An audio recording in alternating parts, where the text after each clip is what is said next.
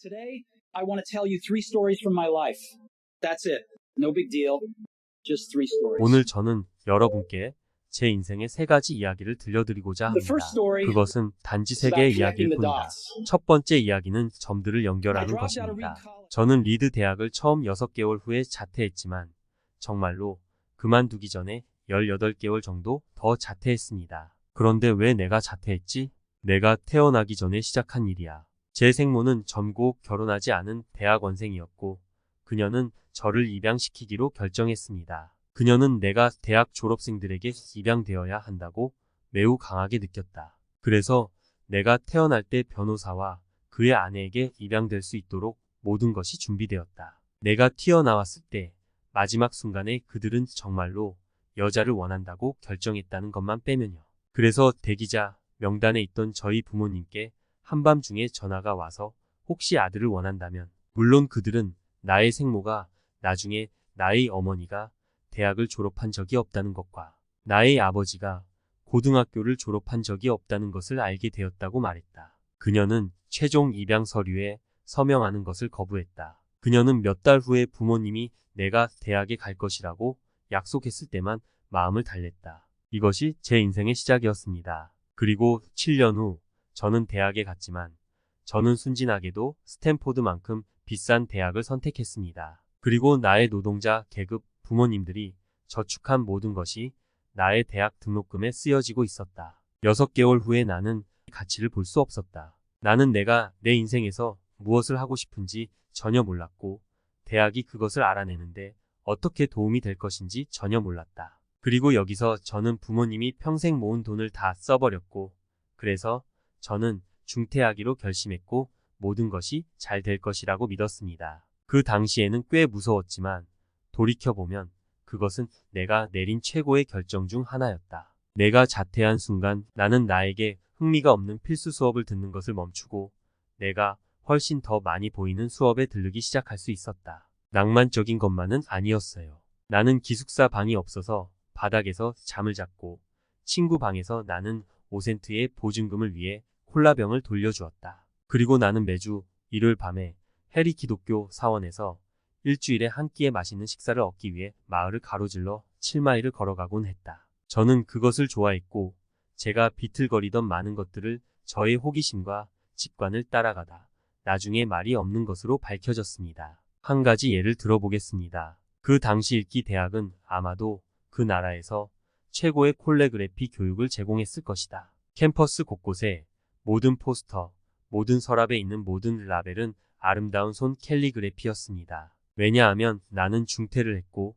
정상적인 수업을 들을 필요가 없었기 때문이다. 나는 이것을 하는 방법을 배우기 위해 대학 수업을 듣기로 결심했다. 저는 세라프와 센세리프 활자, 면에 대해 다양한 문자, 조합 사이의 공간의 양을 변화시키는 것에 대해 배웠습니다. 무엇이 훌륭한 타이포그래피를 위대하게 만드는지에 대해. 그것은 아름다운 역사였다. 과학이 포착할 수 없는 방식으로 예술적으로 미묘하고 나는 그것이 매력적이라는 것을 발견했고 이 중 어느 것도 내 삶에 실용적으로 적용될 희망이 없었다. 하지만 10년 후 우리가 최초의 맥켄티지 컴퓨터를 설계하고 있을 때 모든 것이 내게 돌아왔고 우리는 모든 것을 맥으로 디자인했다. 그것은 아름다운 타이포그래피를 가진 최초의 컴퓨터였다. 만약 내가 대학에서 그 단일 과정에 한 번도 들르지 않았다면 맥은 여러 개의 글꼴이나 그에 비례하는 간격의 글꼴을 가지지 않았을 것이다. 그리고 윈도우는 맥을 복사하기만 하기 때문에 어떤 개인용 컴퓨터도 맥을 가지고 있지 않을 가능성이 높다. 만약 제가 한 번도 자퇴하지 않았다면 저는 결코 그 컬리지그래피 수업에 들르지 않았을 것이고 개인용 컴퓨터는 그들이 하는 것처럼 멋진 타이포그래피를 가지고 있지 않을 수도 있습니다. 물론 내가 대학에 다닐 때는 앞을 내다보는 점들을 연결하는 것이 불가능했지만 10년 후에는 뒤를 돌아보는 것이 매우 분명했다. 다시 말하지만 당신은 앞을 보는 점을 연결할 수 없고 뒤를 보는 점만 연결할 수 있다. 그래서 여러분은 미래에 그 점들이 어떻게든 연결될 것이라고 믿어야 합니다. 당신은 당신의 직감적인 운명의 삶, 카르마, 무엇이든 믿어야 합니다. 왜냐하면 점들이 길 아래로 연결될 것이라고 믿기 때문입니다. 심지어 그것이 당신을 잘 다른 길로 인도할 때에도 당신의 마음을 따를 자신감을 줄 것이고 그것은 모든 것을 변화시킬 것이다. 나의 두 번째 이야기는 사랑과 상실에 관한 것이다. 저는 운이 좋게도 제가 어렸을 때 제가 하고 싶었던 일을 발견했고 제가 20살 때 애플과 제 부모님의 착오를 시작했습니다. 우리는 열심히 일했고 10년 만에 애플은 착오에서 우리 둘이서 성장했다. 직원 수가 4억 명이 넘는 20억 달러 규모의 회사로 성장했습니다. 우리는 1년 전에 우리의 최고의 작품인 맥켄티지를 발표했고 나는 막 30살이 되었다. 그리고 해고당했어요. 당신이 시작한 회사에서 어떻게 해고될 수 있나요? 애플이 성장함에 따라 우리는 저와 함께 회사를 운영할 수 있는 매우 재능 있는 사람을 고용했습니다. 그리고 처음 1년 정도는 일이 잘 풀렸다. 하지만 미래에 대한 우리의 비전은 갈라지기 시작했고 결국 우리는 사이가 틀어졌다. 우리가 했을 때 우리 이사회는 그의 편을 들었고 그래서 30살에 나는 나가 있었다. 그리고 공개적으로 내 성인 생활의 초점이었던 것이 사라졌고 그것은 파괴적이었다. 나는 정말로 몇 달 동안 무엇을 해야 할지 몰랐다. 바통이 나에게 전해지면서 내가 떨어뜨린 것에 대해 이전 세대의 기업인들을 실망시켰다는 느낌이 들었다. 나는 데이비드 패커드와 밥 노이스를 만났고 너무 심하게 망친 것에 대해 사과하려고 했다. 나는 매우 대중적인 실패자였다. 그리고 계곡에서 도망칠 생각도 했어요. 하지만 뭔가가 서서히 나를 짓누르기 시작했다. 나는 여전히 내가 한 일을 사랑했다. 애플사의 상황 변화는 그것을 조금도 바꾸지 않았다.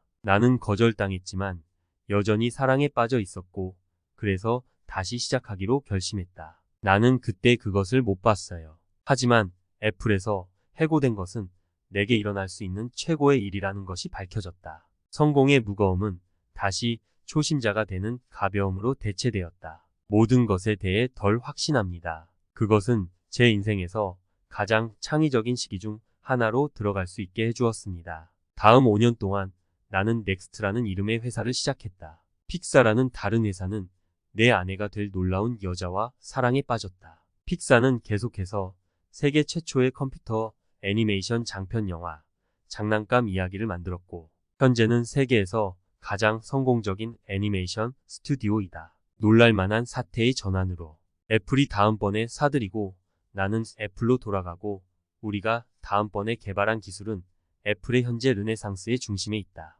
그리고 라린과 나는 멋진 가족을 함께 가지고 있어. 내가 애플에서 해고당하지 않았다면 이런 일은 일어나지 않았을 것이라고 꽤 확신한다. 약을 맛보는 것은 끔찍했지만 나는 환자가 언젠가 그것이 필요했다고 생각한다. 때때로 인생은 당신의 머리를 벽돌로 때릴 것이다. 믿음을 잃지 마세요. 저는 제가 하는 일을 사랑한다는 것만이 저를 계속하게 해준 유일한 것이라고 확신합니다. 당신은 당신이 사랑하는 것을 찾아야 하고 그것은 당신의 연인들을 위한 것처럼 직장에서도 진실이다. 당신의 일은 당신 인생의 많은 부분을 채울 것이다. 그리고 진정으로 만족하는 유일한 방법은 당신이 위대한 일이라고 믿는 것을 하는 것이다. 그리고 위대한 일을 하는 유일한 방법은 당신이 하는 일을 사랑하는 것이다. 아직 찾지 못하셨다면 계속 찾아보시고 정착하지 마십시오.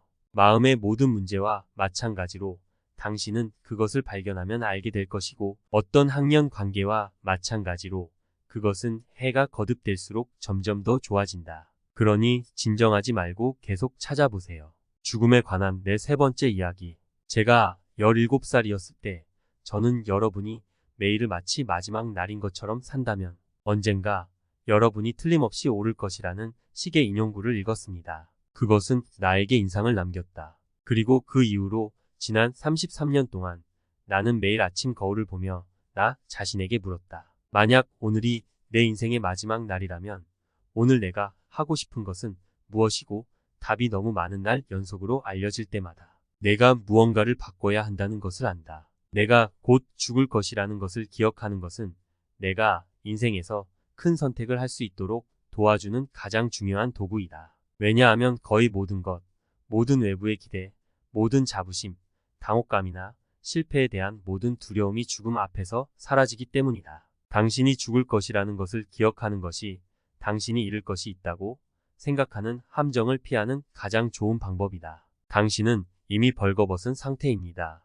당신의 마음을 따르지 않을 이유가 없습니다. 아무도 죽고 싶어 하지 않아요. 천국에 가고 싶어 하는 사람들도 천국에 가기 위해 죽고 싶어 하지 않습니다. 그럼에도 불구하고 죽음은 우리 모두가 공유하는 목적지이다. 아무도 그것을 피하지 못했고 그것은 죽음이 삶의 최고의 발명품일 가능성이 높기 때문이다. 그것은 인생의 변화 요원이다. 그것은 낡은 것을 제거하고 새로운 것을 위한 길을 마련한다. 지금 당장은 새로운 당신이지만 지금으로부터 얼마 지나지 않은 언젠가 당신은 점차 오래된 사람이 되어 치워질 것이다. 너무 극적으로 말해서 미안하지만 당신의 시간이 제한된 것은 사실이니 다른 사람의 삶을 사는데 낭비하지 마세요. 다른 사람들의 생각의 결과와 함께 사는 독단에 갇히지 마세요. 다른 사람들의 의견의 소음이 당신 자신의 내면의 목소리를 잠재우지 않도록 하라. 그리고 대부분의 저는 당신의 마음을 따를 용기가 있습니다. 그들은 당신이 진정으로 무엇이 되고 싶은지